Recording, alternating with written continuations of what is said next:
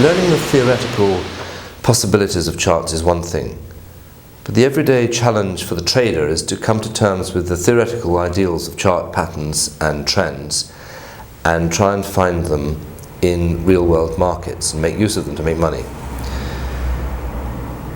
The problem for the trader is then, when they see a triangle that is slightly imperfectly formed, is it still a triangle? Are they going to use it as a triangle?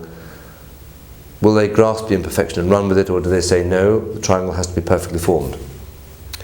There are very few perfectly formed patterns in the real world, and one has to accept a certain amount of tolerance to get patterns working for you.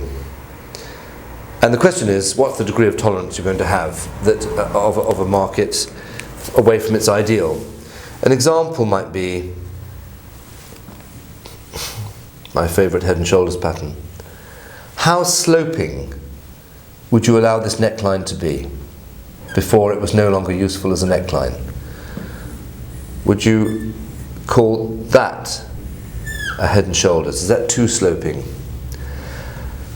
Broadly speaking, the presumption must always be in favour, the more horizontal the neckline, the more powerful it is.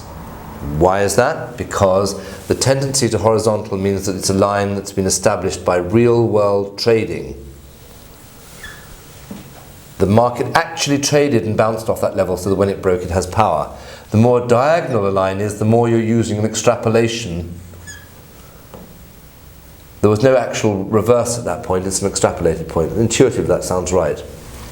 So, but the point is, what degree of slope should we find acceptable? And there's no right answer to that. Each trader will find his own comfort zone as to what he feels is right in terms of moving away from the ideal, which is the horizontal. Another thing is, just looking at this particular pattern, that people always argue the head shoulders should be more or less the same height. They rarely are in practice. In fact, frequently, for good reason, you have a shriveled second shoulder.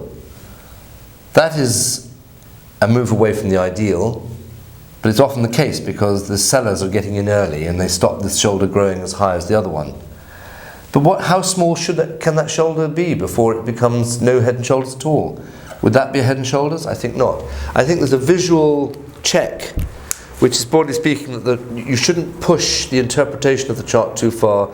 There's every tendency amongst traders to find interesting patterns.